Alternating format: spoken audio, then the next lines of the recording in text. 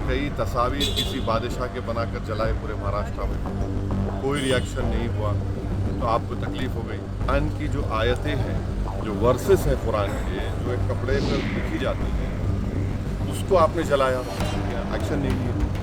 उसके बाद शाम में ये सब चीज़ें हुई, मैं उसका कंडेम करता हूँ वायलेंस का। भाई आप रूल ऑफ लॉ को फॉलो करिए ना।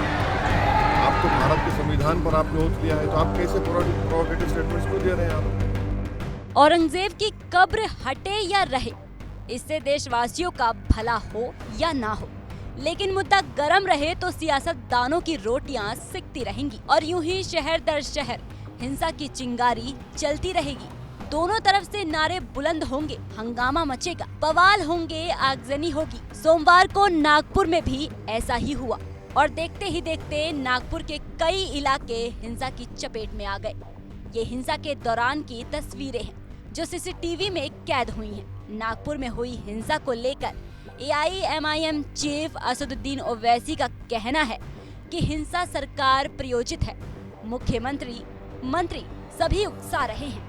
नीचे कर लीजिए ना सर जो नागपुर में जो हिंसा हुई है औरंगजेब विवाद को लेकर, हाँ देखिए, पिछले चंद हफ्तों से जो स्टेटमेंट्स महाराष्ट्र के सरकार के मिनिस्टर्स और चीफ मिनिस्टर तरफ से आ रहे हैं, उसको देखने की जरूरत है। और सबसे बड़ा प्रोवोकेशन तो वो सत्ता में है, गवर्नमेंट है, और गवर्नमेंट प्रोवोकेटिव स्टेटमेंट्स दे रही है।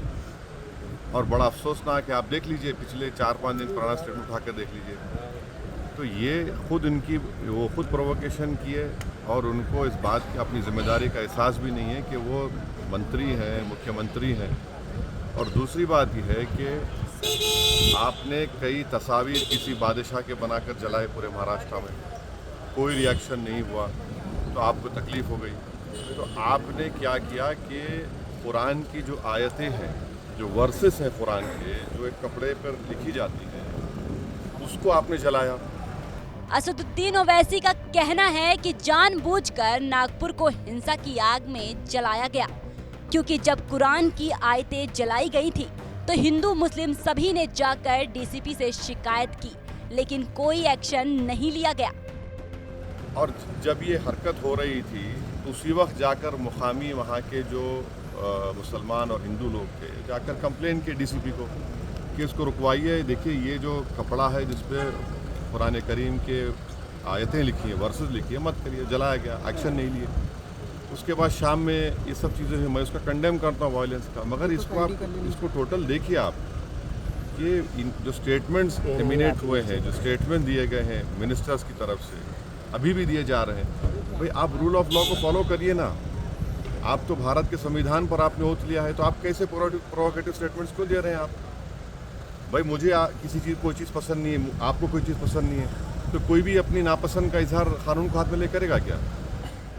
ओवैसी ने कहा कि मुख्यमंत्री और केंद्रीय मंत्री दोनों ही नागपुर से आते हैं और इस हिंसा के बाद ये साफ लगता है कि मामले को गंभीरता से नहीं लिया गया। उन्होंने इस घटना की निंदा करते हुए कहा कि ये बेहद दुखद है, लेकिन इसके पीछे जो साजिश थी उसे नकारा नहीं जा सकता। सरकार और इंटेलिजेंस का फेलियर है, ये देखने की जरूरत है। तो ये बहुत गलत हो रहा है, सरकार की जिम्मेदारी है, ये सरकार की गलती है, इंटेलिजेंस की फेलियर है। उस जगह जहाँ से महाराष्ट्र के मुख्यमंत्री आते हैं, और ये जो वायलेंस हुआ है हमारे केंद्र मंत्री के घर के करीब है पूरा, ये बड़ी गलत बात हो रही है। नागपुर में हुई हिंसा ने राज्य की सुरक्षा और कानून व्यवस्था पर सवाल खड़े कर दिए हैं। आपको बता दें कि सोमवार को महाल इलाके में 2 गुटों के बीच हिंसक झड़प हुई।